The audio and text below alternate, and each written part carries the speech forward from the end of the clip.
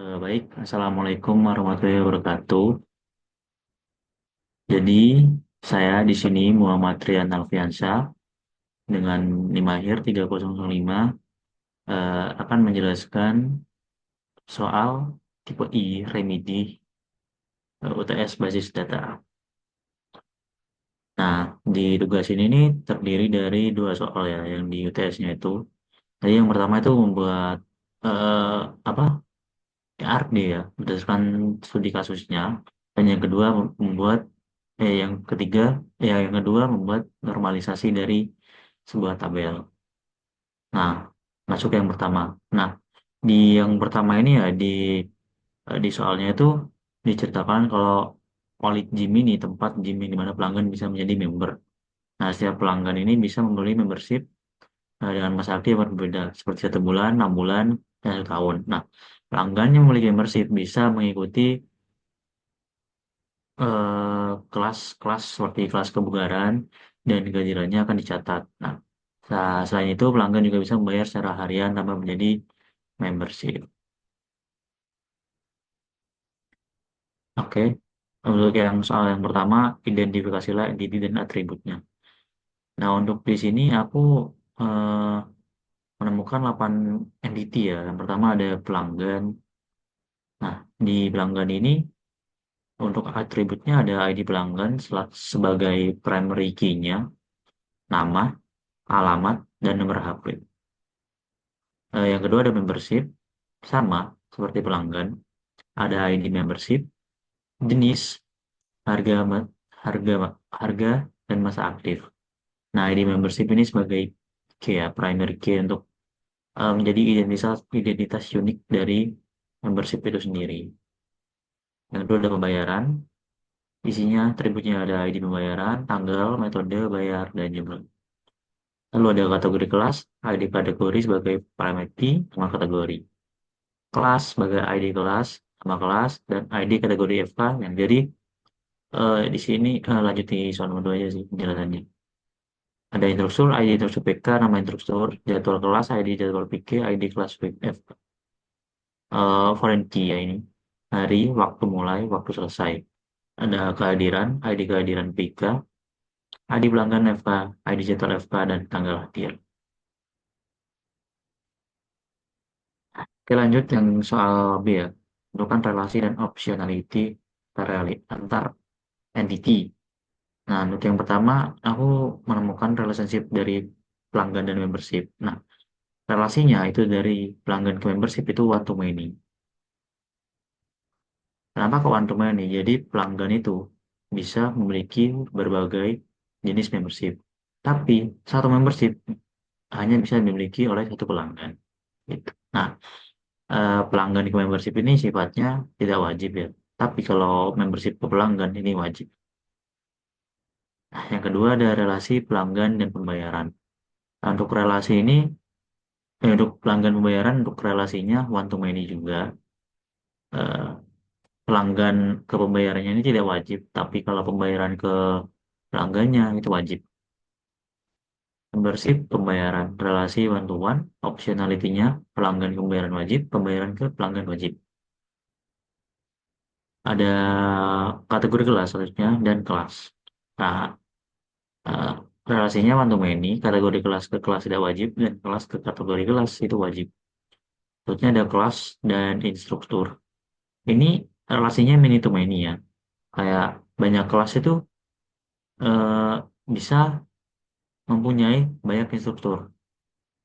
Jadi, banyak instruktur juga bisa mempunyai banyak kelas gitu loh. Jadi, instruktur itu bisa banyak, di sini ada banyak instruktur nih, ada banyak kelas. Nah, itu bisa berada di dalam-dalamnya gitu loh. Jadi, ya hubungan antara banyak eh, instruktur dan kelas itu ada kayak kelas kebugaran gitu-gitu. Jadi, nggak nggak harus kayak instruktur itu cuma ada di kelasnya doang itu kan. Yang kedua ada kelas sama jadwal kelas.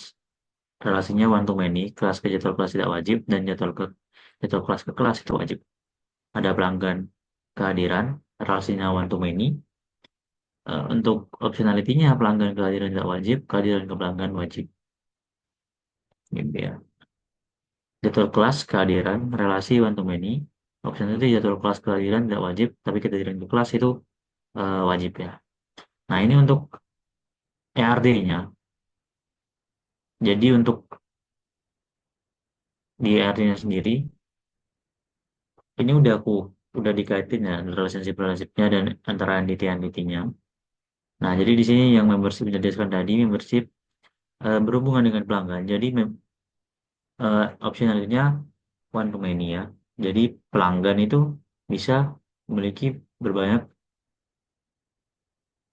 membership bisa dimiliki oleh banyak pelanggan.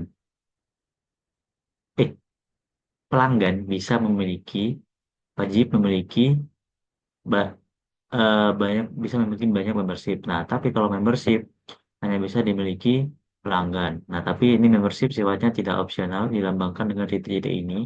Kalau pelanggan wajib dilambangkan dengan eh, tidak adanya garis putus-putus. Eh, ini berlaku buat semuanya ya. Kalau kayak garis gini nih artinya wajib dan karena tidak ada bercabang itu artinya one to one ya. Nah, kalau bercabang itu artinya many, ini one, ini many. Dan ini juga kalau ini kan eh, khusus semua ya. Jadi itu tidak wajib antara kelas ke instruktur, instruktur ke kelas. Tapi relationship-nya ini many to many relasinya. Oke. Ini lanjut ke soal nomor dua. Nah, untuk di soal nomor dua ini kita eh, kayak diharuskan melakukan normalisasi data ya dari pembelian tiket bioskop dari tabel yang udah disediakan di soal hingga menjadi 3F-nya. Nah, jadi yang pertama ini aku menemukan bahwa kolom kursi ini menyimpan data yang berbentuk nilai ganda atau redundant ya.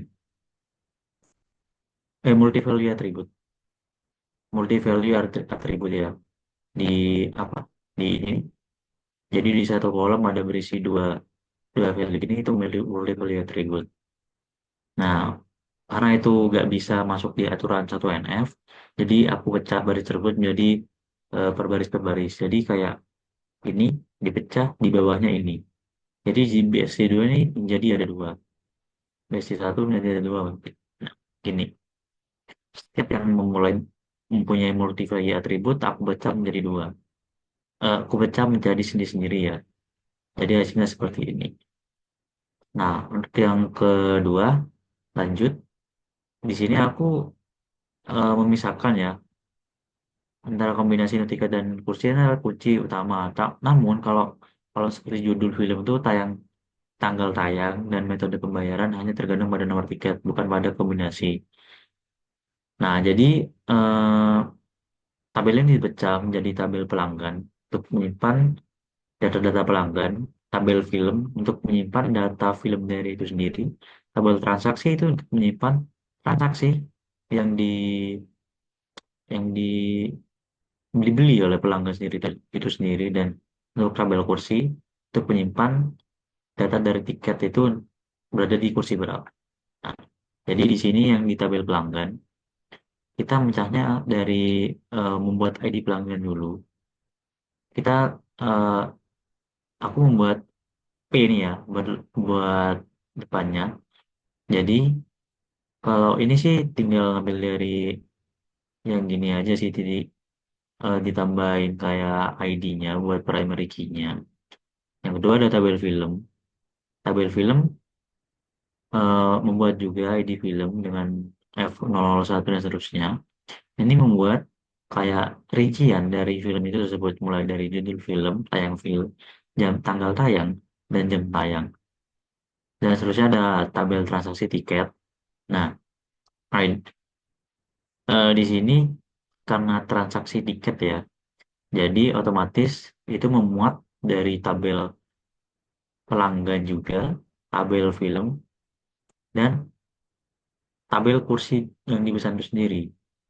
Jadi, transaksi yang dipesan oleh si nomor tiket ini, di, jadi, jadi gini, eh, tabel transaksi ini dibentuk, kan ini BSD satu nih, jadi ini primary key, buat menyimpan data yang berisi pelanggan yang membeli atau eh, ya sih mau membeli tiket untuk menonton film yang berada di sini, metode bayarnya ini, dan total bayarnya ini.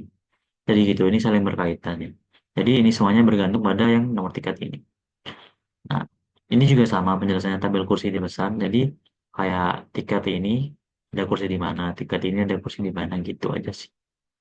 Nah, untuk yang T3NF itu nggak ada ya, soalnya udah di pada bentuk 2NF itu semua data sudah bergantung pada primary key kayak ini semua bergantung pada nomor tiket. Ini bergantung pada ID film. Dan ini bergantung sama ID pelanggan. Gitu.